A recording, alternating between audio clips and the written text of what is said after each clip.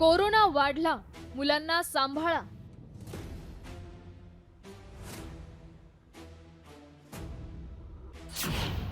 कोरोनामुळे वाढलं पालकांचं टेन्शन.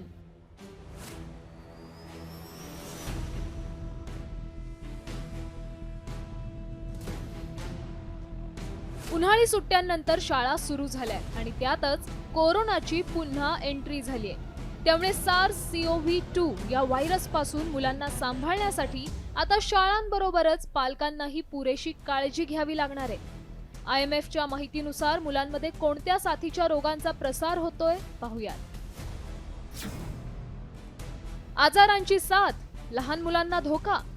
देशाच्या रुग्णसंख्येत लहान मुलांचं प्रमाण 13%. मुलांमध्ये कोरोना आणि पोटाच्या आजाराचा वेगानं प्रसार. लहान मुलांना विषाणूजन्य संसर्गाचा धोका जास्त. OPD विभागात पोटाच्या विकारांनी ग्रस्त मुलांचं प्रमाण सर्वाधिक.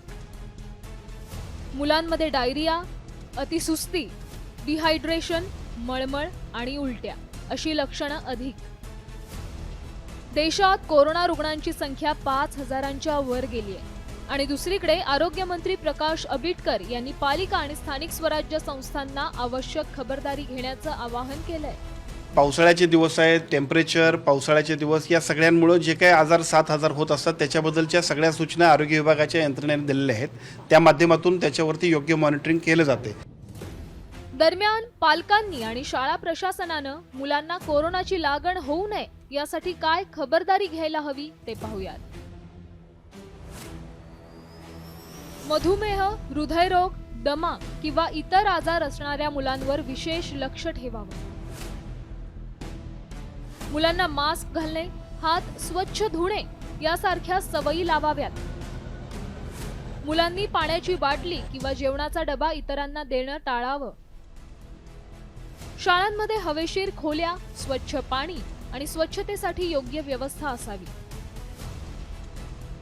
दरम्यान कोरोनाच नाही तर पावसाळ्यात इतर साथीच्या आजारांचा संसर्गही मोठ्या प्रमाणावर होत असतो. त्यामुळे अशी कुठल्याही प्रकारची लक्षणं आढळल्यास तिकडे दुर्लक्ष न करता मुलांवर तातडीने उपचार करणं कधीही योग्य. ब्युरो रिपोर्ट, साम TV न्यूज.